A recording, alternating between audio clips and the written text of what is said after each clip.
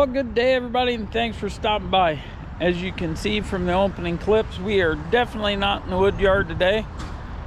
I am taking a few days out of the wood yard and off of work, and me and a good friend are headed to Mackinaw City, spend the weekend riding in the UP. So, show you what we're riding. Of course, I'm on my V-Strom, as that is my preferred touring mule, and Brandon, affectionately referred to as Pete, is on his wide glide. So I'm gonna get some clips of us traveling around and some of the countryside. Hope you folks will enjoy that, and I will talk to you soon.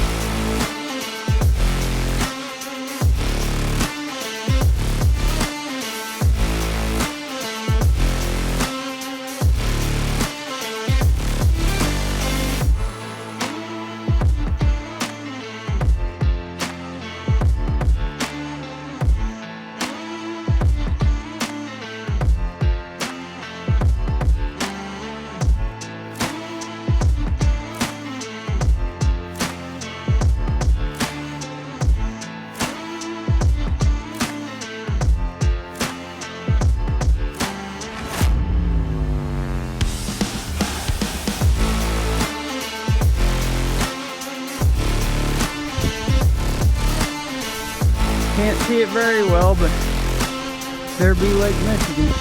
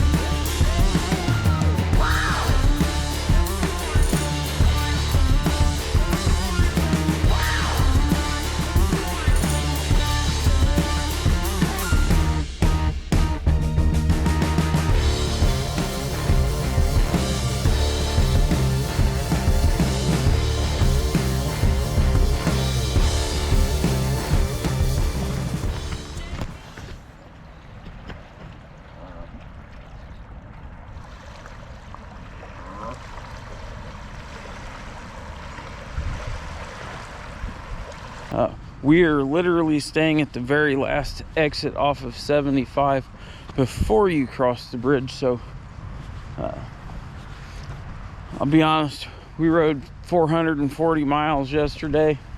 By the time we made it to the motel, I don't know how we rode to supper. We were both pretty beat. So but today we will be crossing the bridge and go right around up in UP for a little bit and take you guys along with that again today. But for now, I figured I would come over here across the street from where we're staying. We got a pretty good shot of the bridge and the lighthouse here.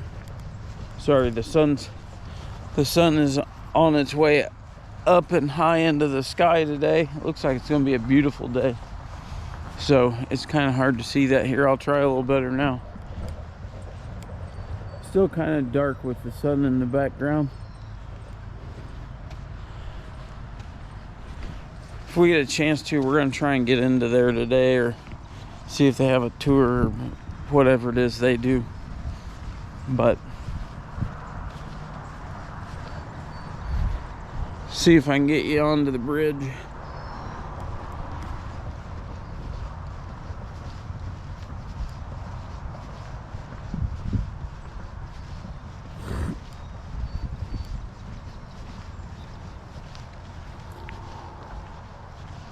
Looks like a ferry's already headed out to Mackinaw.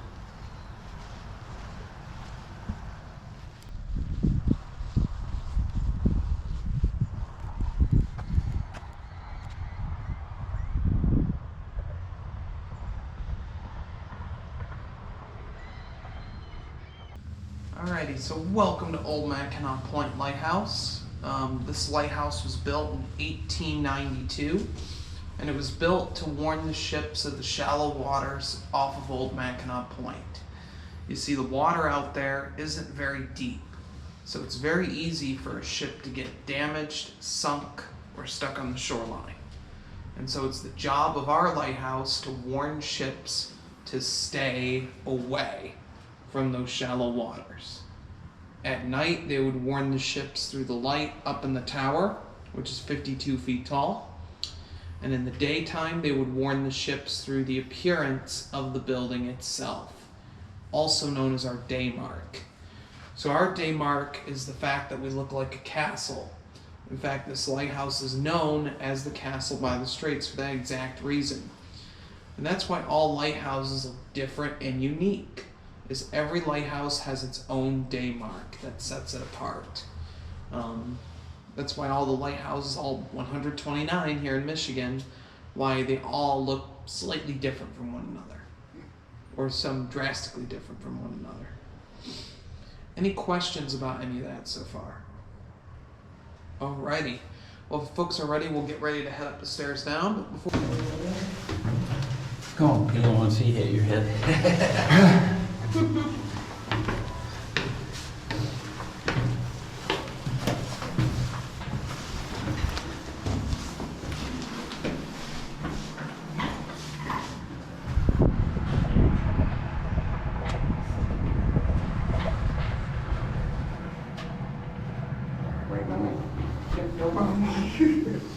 You're the tallest. Yeah.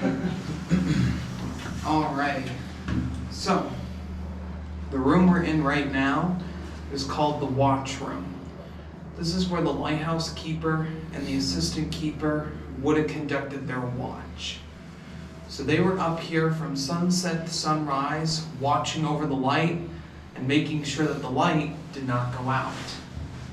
Now they would work up here in shifts. So while one person's up here watching over the light, the other person is downstairs getting some sleep, getting something to eat, and using the restroom. And they would have rotated several times throughout the night. Now, up in the lantern room, which is the room directly above us, that is where the light itself was placed. And we had 3 different types of lights over the course of our service. And the idea is, as our lighthouse continued to serve, the technology continued to improve. So the first type of light we had up here was a oil lamp, which used a pig lard or pig fat as a fuel source. We had it up here in the tower from 1892 until 1913. Basically the way it worked was it was basically a candle light, so you would have wick, which was fueled by your pig lard or your pig fat. Then in 1913 they switched to a kerosene lantern, also known as an incandescent oil vapor light. The reason they made that switch was because they found the kerosene didn't burn as quickly, meaning it was much more efficient, meaning you could use less fuel. And the way that lamp worked was a little bit different. They would preheat the kerosene to a certain temperature, then it would be shot through a Bunsen burner, just like you folks might have used in school to do experiments. And that would create a flame, and that flame was your light source. Now in 1929, they switched to electricity, and electricity has all sorts of benefits. Besides being brighter than both the oil and kerosene lamp, they also didn't have to carry fuel up those stairs in a big drum about this big. Not only that, but they didn't have to keep fuel on site for it, and they just generally were much easier to use. You didn't have any ash or soot that was getting on the lens. So it made the keeper pretty happy, I'm sure.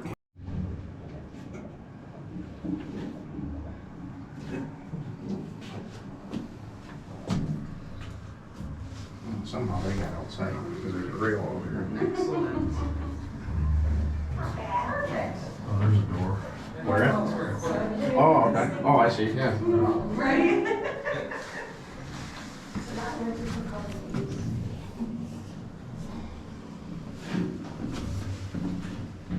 You been up a few lighthouses before? We have. Yeah, We went.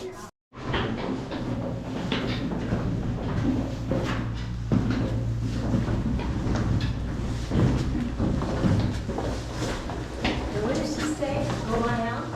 No, what if you're bad? I know, but go out here. Just watch the step, yeah. Did I guess that whole sentence so they knew what time we gotta wait?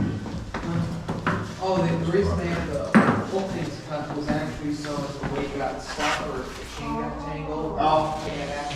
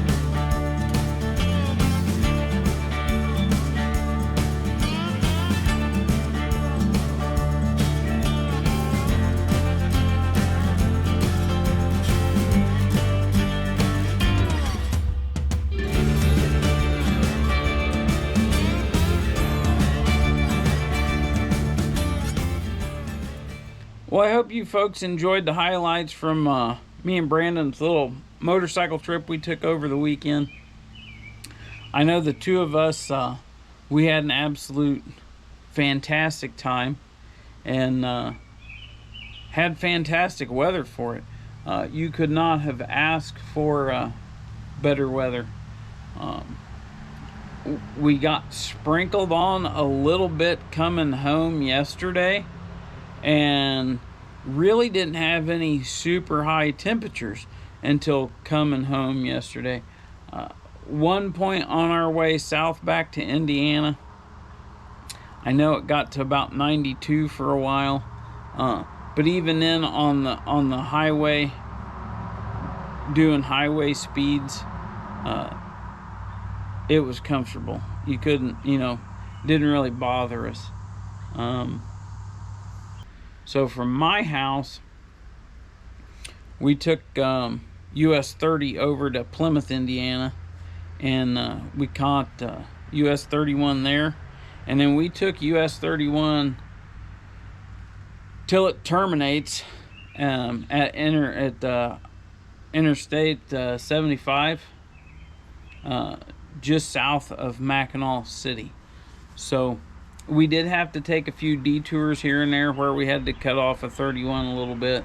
But for the most part, we made it all the way up the west side of Michigan, up along Lake Michigan coast pretty much, on US 31 till it terminated. So that was pretty neat to be able to do that. It made for a long day. I think Friday we rode just over 440 miles. Which both Brandon and I both decided that that's not something that if we had it to do over again, probably to cut that in half, just to give more time. When we seen some really neat places on our way up, and we did stop and take time to check some places out, like Manistee was one of the towns that we stopped in. They have a beautiful historic downtown district. We really enjoyed going down there. But we just, with trying to get to Mackinaw City before dark,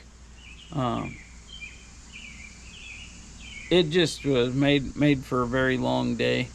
And so if you wanted to give yourselves time to really appreciate some of the places that you can stop along 31 through Michigan, you definitely need to do it in less than a day. So that's one thing we definitely do different. So in total, we spent 1,085 miles, if I remember right. Let me look on I have it wrote down in my notebook here. I try to take notes on these trips. 1,085.6 miles in total over 3 days. So we got quite a bit of riding in. So we, like I said, we did arrive in Mackinaw City Friday night. Got to our hotel, went and got some supper. Had a few pints of Guinness, which, man, after that much time in the saddle, those went down really easy. So we spent a lot of time in the saddle. I know when we got here last night, both of us were definitely glad to be off the motorcycles, and both very thankful for the beautiful weather that we had. So anyways, I'll quit rambling on. Next week we will be back to doing some firewood out here in the wood yard. I got to get a few more pallets put together so we can stack some more wood, and we're going to get back to cutting and splitting. So, and I know we've got at least one cherry top that we still got to get cleaned up from storms we had a few weeks ago, and so we definitely got wood yard work to do. So now that we've had a little fun, we're gonna have to get back to work. So Until then, I hope you folks all have a good week, and I'll see you soon.